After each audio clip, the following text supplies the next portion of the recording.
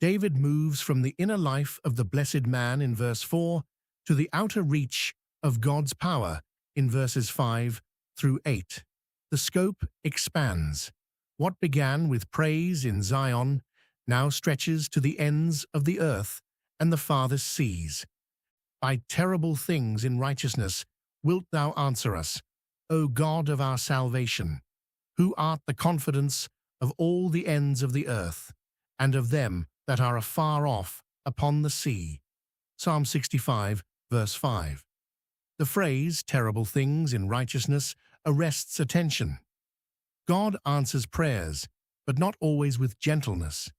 Sometimes his answer arrives with force that makes observers step back. The word terrible does not mean evil. It implies something awe-inspiring, producing fear and reverence in those who witness it. God's answers often exceed what the petitioner imagined, and the excess produces holy fear rather than comfortable relief. David names God the God of our salvation.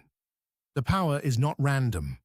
It flows from God's commitment to save his people, and the confidence this produces reaches to the ends of the earth and to those afar off upon the sea.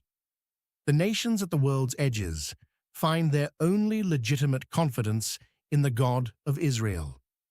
God's reach is not regional, which by his strength setteth fast the mountains, being girded with power. Psalm 65, verse 6. David shifts to creation as evidence of God's power. The mountains stand as the most permanent features of the earth's surface, immovable by human hands. God set them fast by his strength. The verb carries the idea of establishing, making firm and secure. What appears to human observers as the natural order is the continuous exercise of God's power holding creation in place. The phrase being girded with power presents God as having clothed himself, the way a warrior straps on armor before battle. Power is not something God borrows. He wears it as his own. The mountains that outlast every human civilization stand as daily testimony to what God's power looks like in creation, which stilleth the noise of the seas, the noise of their waves, and the tumult of the people. Psalm 65, verse 7. God stills the seas. The ancient world regarded the sea as a symbol of chaos, uncontrollable force, and danger.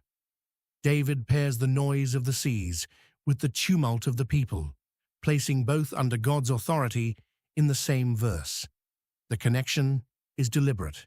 The same God who commands the waves into silence commands the roaring of nations. Human political upheaval, national conspiracies, and the scheming of rulers carry no more ultimate power before God than ocean waves.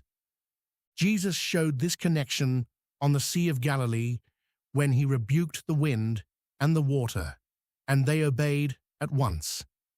The disciples' response was not relief, but fear, asking one another what manner of man this was. They also that dwell in the uttermost parts are afraid at thy tokens. Thou makest the outgoings of the morning and evening to rejoice. Psalm 65, verse 8.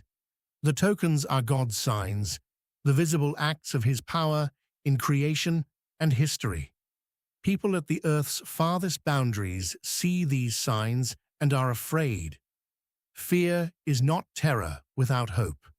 It is the response of creatures who recognize they stand before the one who sets mountains and stills seas.